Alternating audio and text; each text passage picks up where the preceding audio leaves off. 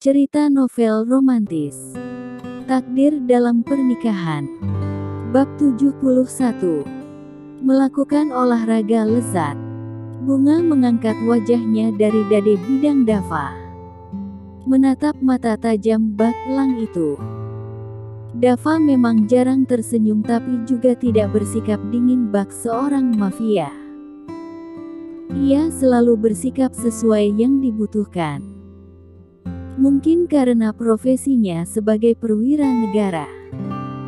Kadang bisa menghangat tiba-tiba dan kadang membuat sekitarnya beku dan menakutkan. Kau masih bisa merayuku di saat darahku juga habis terhisap karena ketakutan akan aksi nekatmu. Omel Bunga penuh rasa sayang namun sekuat mungkin ia menahan rasa haru. Aku tidak mungkin membuatmu menjanda sebelum aku mendapatkan semua yang kamu miliki sebagai suamimu. Dava berusaha mengusir ketegangan yang ia ciptakan. Tidak tahu malu. Kau masih belum diakui untuk masuk dalam daftar menantu hebat. Remeh Bunga membuat senyum Dava mengembang sempurna dan itu sangat disukai Bunga melewati momen langka ini. Menyadari Bunga menatapnya dengan intens makin membuat Dava ingin meraup wajah cantik itu untuk ia kecup namun ia menahan dirinya agar tidak melewati batasnya sebagai pria normal karena Bunga bukan wanita gampangan walaupun gadis ini kadang labil di hadapannya. Apakah aku terlalu tampan, baby? Ledek Dava membuat wajah cantik itu bersemu merah dan langsung membuang wajahnya ke segala arah. Bunga ingin membalikkannya dan Dava segera meringis kesakitan. Oh, tanganku. Desis Dava membuat Bunga kembali kalap. Sayang, apakah tanganmu kesakitan? Apakah jahitan terasa nyeri? Apakah biusnya sudah hilang saat dijahit tadi? Tunggu. Aku akan memanggil dokter untuk melihat tanganmu. Sewot Bunga seperti ibu-ibu yang ketakutan anaknya kesakitan.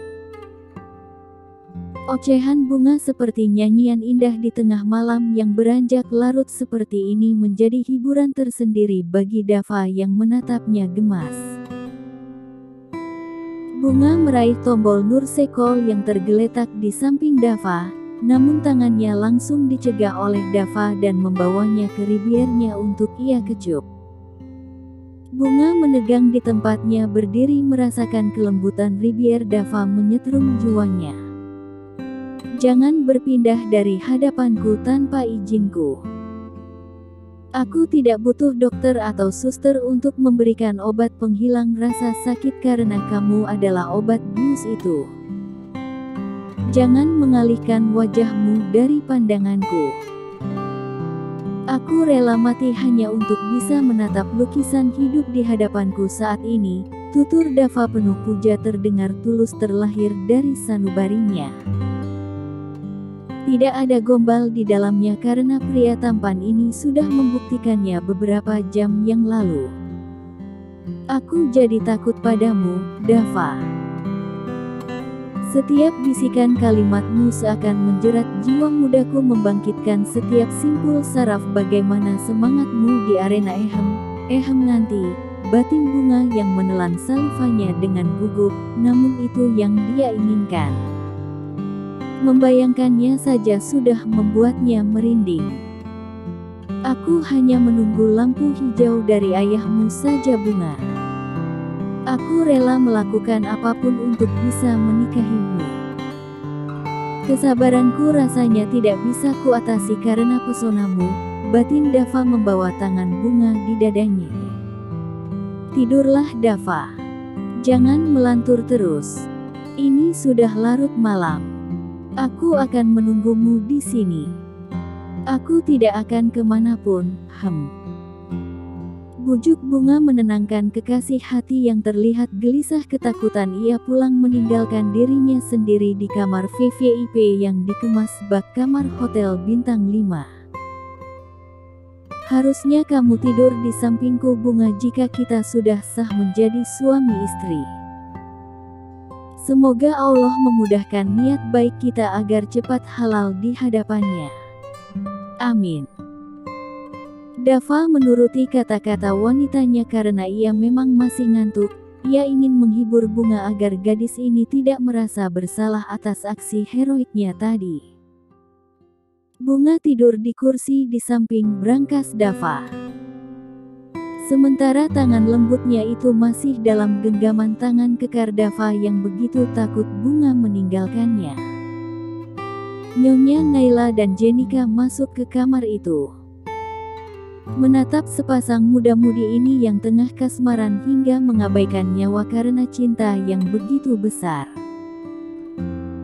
Jika Bunga diminta hal yang sama seperti Dava, mungkin gadis ini rela mengakhiri hidupnya jika tidak mendapatkan pria impiannya ini menjadi suaminya. Izinkan mereka menikah, Nyonya Jenika. Dava bukan putra Gavin dan juga bukan putraku. Dia hanya putra seseorang yang menjadi korban keegoisan hidup dua wanita penuh masalah. Walaupun begitu dia tetap putraku. Aku adalah ibunya. Lirih Naila mengecup kaki Dava dengan lembut lalu membelai kening Bunga yang terlelap di samping putranya. Mereka bisa menikah jika kedua orang tuanya Dava ditemukan. Aku mengizinkan hubungan mereka hingga status Dava jelas, ucap Jenika tegas lalu meninggalkan kamar inap Dava. Naila hanya bisa menarik nafas berat. Menjadi bagian dari hidup Gavin membuat hidupnya serba salah.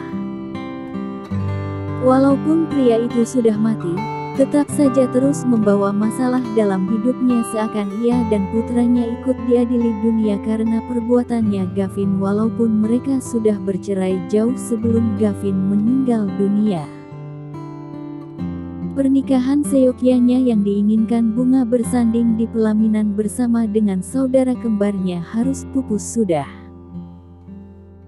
Ia harus merelakan Chintami menikah terlebih dahulu karena tangan Dava belum begitu pulih untuk melakukan gerakan.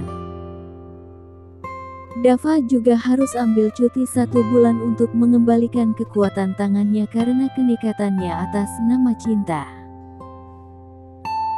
Sebenarnya bukan hanya alasan itu yang menjadi pertimbangan Dava dan Bunga gagal menikah melainkan saat ini Jenika dan Denzel ingin mengetahui kejelasan kedua orang tuanya Dava yang belum mereka temukan. Itulah sebabnya kedua keluarga itu, antara keluarga Dava dan juga keluarga Bunga sepakat untuk menunda pernikahan keduanya walaupun Dava belum tahu kejelasan statusnya sebagai anak adopsi yang sengaja ditukar. Sampai saat ini urusan pernikahan Dava dan Bunga dipending sampai waktu yang bisa ditentukan berdasarkan pertimbangan kedua belah pihak secara rahasia. Walaupun begitu hubungan keduanya sudah direstui namun tetap pada koridor aturan agama yang tetap dipegang teguh keduanya. Pagi itu acara ijab qabul digelar penuh hikmah. Arsen tampak gagah dengan beskap putihnya begitu pula dengan Chintami yang mengenakan gaun pengantin putih berupa dress panjang menjuntai indah.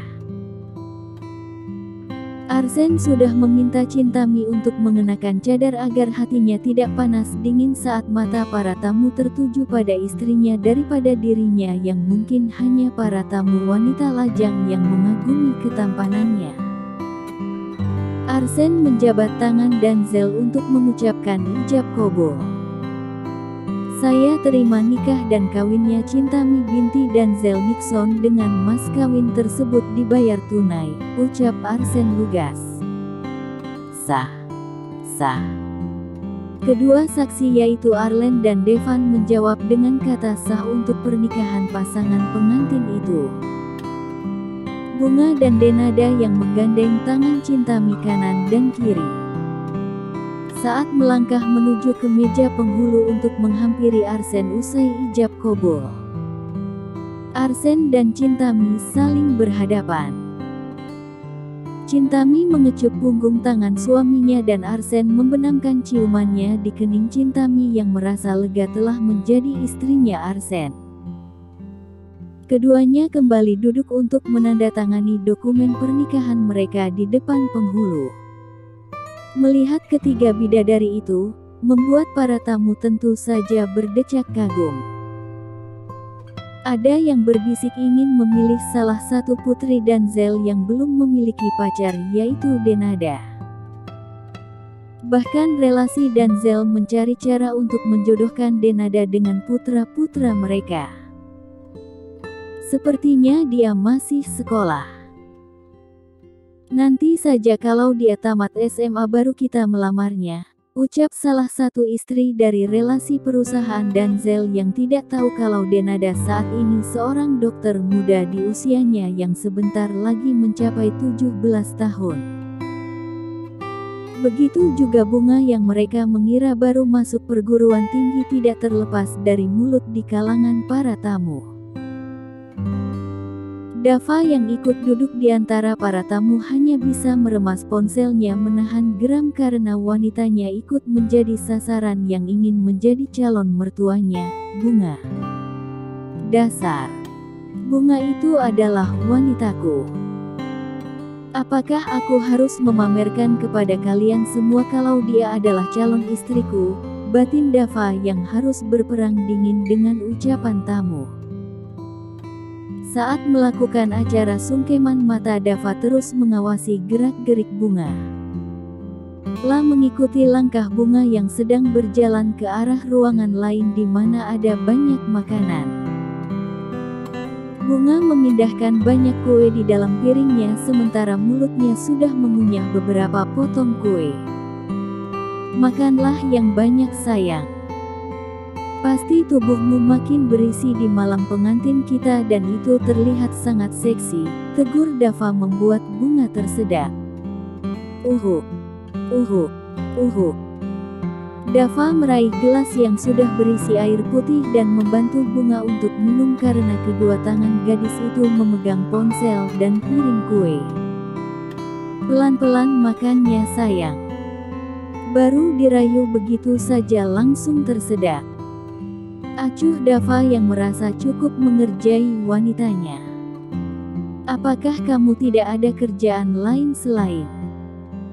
Kehadiranku di sini memang untuk menggoda kekasihku dan itu kerjaanku. Ayo kita pergi dari sini. Aku tidak ingin ada yang mengerubuti kamu seperti semut. Sedari tadi mereka sedang mengincarmu. Gak tua gak muda. Memiliki misi yang sama untuk mendapatkanmu dan tidak akan aku izinkan mereka menanyakan apapun padamu walaupun itu hanya sekedar basa-basi tidak jelas, ucap Dava menarik pergelangan tangan Bunga keluar dari pintu dapur mengarah ke taman belakang mansion yang sangat luas itu. Dava. Itu acaranya belum selesai, protes Bunga. Yang pengantin itu Chintami bukan kamu. Lagian kamu hanya sebagai pelengkap di dalam sana, gerutu Dava tidak bisa menyembunyikan rasa cemburunya. Dava menyuapi setiap potong kue ke mulut Bunga. Ia sengaja melakukan itu supaya Bunga tidak banyak protes. Bunga hanya menerima suapan demi suapan dari sang kekasih. Dava yang masih kesal, menghapus lipstik di bibir Bunga dengan jempolnya. Siapa suruh kamu mengenakan lipstik? Mau mencari perhatian siapa? Apa tidak cukup aku yang menatapmu dan menjadi objekmu saat ini? Gerutu Dava posesif. Lipstik ini warnanya tidak mencolok Dava. Kalau hanya pakai bedak nggak pakai lipstik aneh dandanannya. Protes Bunga tidak mau kalah. Tanpa mengenakan make up itu kamu sudah sangat cantik, apalagi. Iya, aku akan dandan untuk kamu saja, potong Bunga agar Dava bungkam. Gret, gret. Ponsel Bunga dan Dava menyapa bersamaan. Melihat panggilan tugas dari bos mereka masing-masing membuat Bunga dan Dava saling menjauh. Bunga, segera ke Amerika sekarang. 1 jam lagi helikopter akan menjemput ke kediamanmu. Ada tugas baru untukmu, ucap merem. Dava, tolong dampingi agen 1 FBI ke Amerika sekarang. Titah bosnya membuat Dava bingung karena ia masih dalam masa cuti. Rupanya panggilan itu berlaku juga untuk Chintami dan Adam karena mereka adalah agen CIA yang harus ke Virginia, Amerika Serikat. Bagaimana keseruan mereka? Tunggu siang ini. Bunga dan Dava saling menghampiri dan hendak mengatakan kepentingan mereka masing-masing.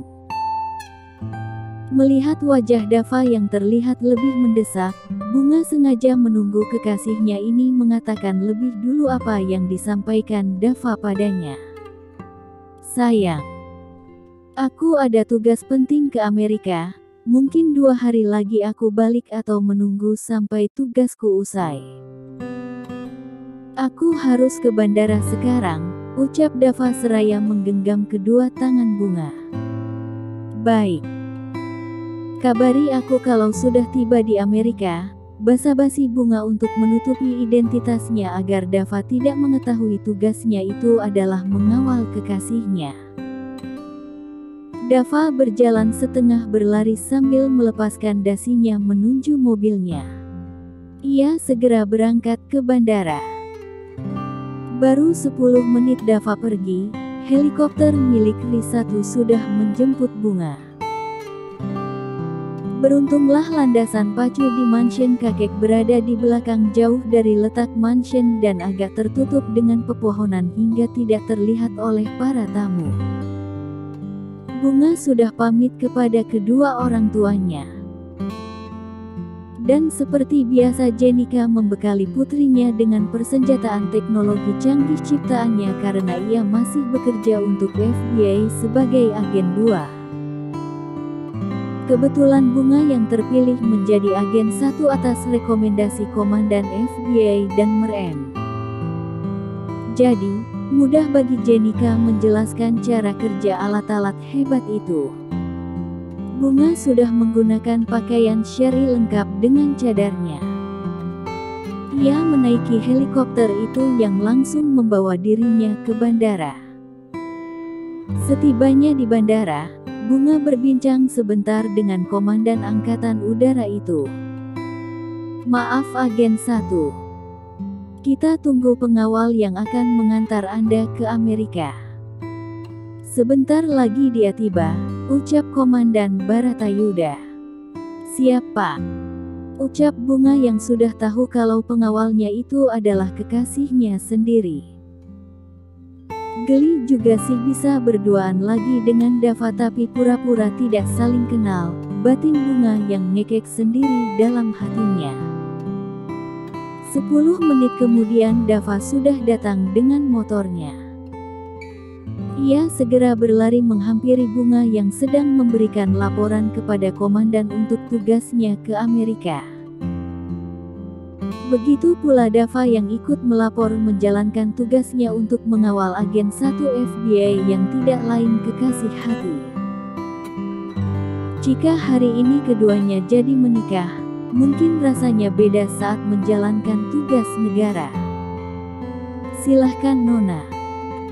Santun namun tegas ucapan Dava pada Bunga yang sedang menaiki tangga pesawat diikuti oleh dirinya. Aroma parfum yang menguar dari balik jubah abaya itu membuat Dava merasa ada yang mengganggu dirinya. Mengapa gadis ini mengenakan aroma parfum yang sama seperti Bunga? Batin Dava yang merasa rindu pada Bunga. Pesawat jet milik Ri1 Angkatan Udara siap take off. Bunga duduk santai membuka laptop miliknya dan belajar apa saja yang menyangkut tentang misinya kali ini. Sementara di kediaman Danzel, Arsen merasa sedih harus merelakan kepergian istrinya demi tugas itu. Ia tidak bisa protes karena ia sudah sepakat menerima keadaan Chintami sebagai agen Chia. Sayang, tidak usah sedih. Masih ada waktu untuk kita melakukan ritual ibadah suami istri. Jelas Chintami yang sedang menunggu suaminya melepaskan semua pernak-pernik yang menempel di tubuhnya hingga hijab itu siap dibuka oleh Arsen yang menatap kagum mahkota istrinya. Masya Allah. Puji Arsen yang menatap sesaat wajah Chintami lalu menempelkan ribier mereka untuk saling berbagi. Keduanya ingin menuntaskan cenat-cenut mereka untuk melepaskan masa lajang mereka sebagai piawan dan persaka tulen. Entah bagaimana caranya keduanya nampak poyos dan saling bergumul untuk mengecek aset berharga mereka dengan penuh puja. Chintami sedikit gugup memegang milik Arsen yang tampak kokoh untuk ia manjakan dengan mulutnya. Ini untuk pertama kalinya ia menatap daging tanpa tulang itu dan harus ia cicipi dengan instingnya. Materi pembelajaran bagaimana memuaskan Suyami sudah ia kuasai dan sekarang tinggal prakteknya. Arsen mengajari istri kecilnya itu penuh sabar dan Chintami menerima itu sebagai tuntutan tugas sebagai istri yang berbakti kepada suaminya. Menyenangi suami dan memuaskannya di tempat Ehem akan berpahala besar. Aktivitas itu mulai naik level hingga akhirnya menjebolkan pertahanan Chintami yang memekik kesakitan namun diredam oleh Arsen dengan mengecup lagi ribier indah itu. Kak, sakit. Rengek Chintami namun Arsen mengabaikannya. Lamalah makin semangat menggapai sesuatu yang maha dahsyat nikmatnya hingga tak terlukiskan di bawah sana. Nanti kamu akan terbiasa dengannya sayang. Terimalah dia sebagai tempat pemuasmu untuk mengukuhkan cinta kita, rayu Arsen sambil memompa, bla bla. Arsen menunggu wanitanya memanggil namanya dengan syahdu. Kak Arsen. Aku mau nyampe, lirih Chintami sambil menggigit pundak suaminya menyalurkan rasa sakit dan nikmat yang datang secara bersamaan.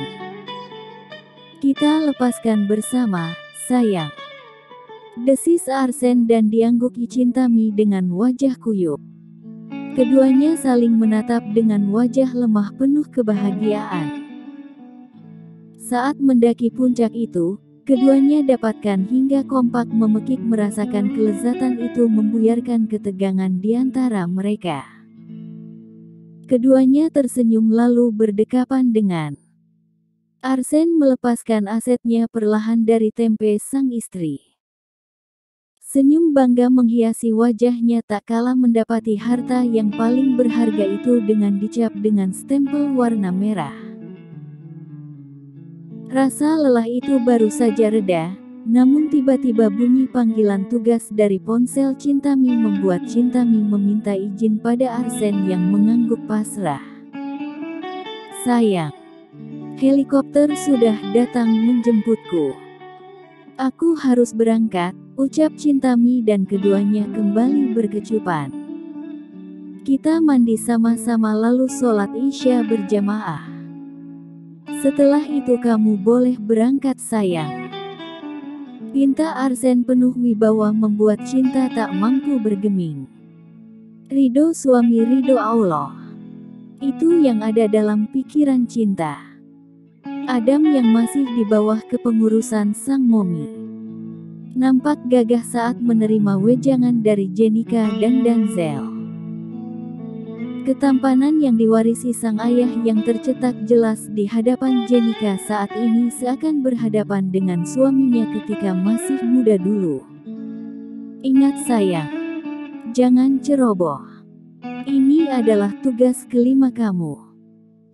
Biasanya tugas yang selanjutnya akan lebih berat lagi. Jangan terpancing sama musuh. Senjata yang paling ampuh dari lawan adalah wanita. Jangan terkecoh dengan kecantikan wanita dan jangan minum apapun yang diberikan oleh mereka sekalipun itu adalah air putih. Nasihat Jenika lalu membekali beberapa persenjataan kimia untuk putra pertamanya, Adam. Insya Allah Momi.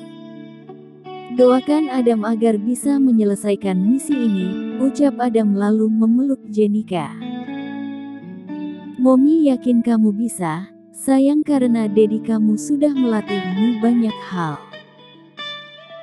Jangan cepat iba pada orang lain karena bisa jadi itu jebakan musuh.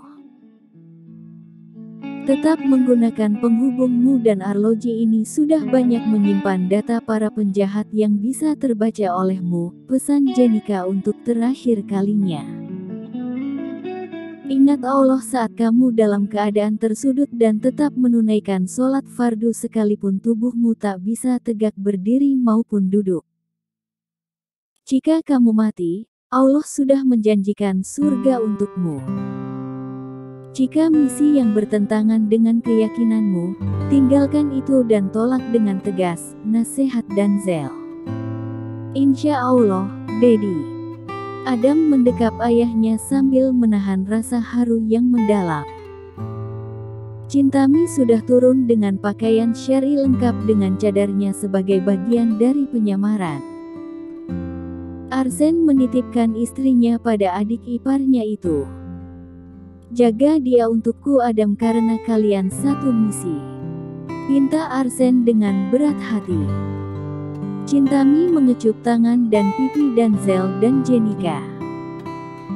Setelah itu berjalan menuju teras depan menaiki mobil siap menuju ke landasan pacu yang berada di belakang rumah mereka. Kak Cinta, teriak Nada saat Cinta masuk ke mobil. Ada apa Nada? Tanya Cintami berdiri lagi di pintu mobil. Ini ada senjata kimia yang baru aku buat beberapa bulan yang lalu dan ini juga ada kalung pendeteksi kedatangan musuh. Bandulan kalung ini bisa membedakan mana lawan dan mana kawan. Karena dirancang berdasarkan poligraf atau alat pendeteksi kebohongan, ucap Nada yang membahas sedikit cara kerja dua alat ciptaannya untuk kedua kakaknya itu. Kejeniusan Nada yang bisa menciptakan alat-alat canggih dan juga bahan kimia berupa senjata kimia yang bisa melumpuhkan musuh tanpa membuat mereka mati. Nada dan Alif belum mendapatkan tugas mereka karena masih harus melewati beberapa tahap penilaian dari FBI maupun CIA. Hanya putra-putri Jenika dan Denzel yang boleh masuk ke dunia agen rahasia itu. Sementara keponakan mereka tidak diizinkan oleh otoritas pemerintah Amerika. Entah apa alasannya. Beberapa menit kemudian, Adam dan Cintami sudah meninggalkan landasan pacu menuju bandara dan siap terbang dikawal ketat oleh jet tempur Angkatan Udara Indonesia menuju Virginia, Amerika Serikat.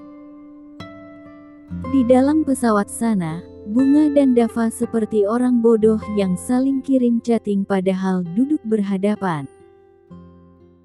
Kadang keduanya senyum-senyum sendiri walaupun Dava tidak bisa melihat senyum Bunga karena tertutup cadar. Bunga pingin ngakak membaca chatting lucu Dava yang ternyata pintar memilih kata-kata humor berbau romantis. Beruntunglah, Bunga menggantikan ponselnya agar tidak dicurigai oleh Dava. Lanjut ke bab 72.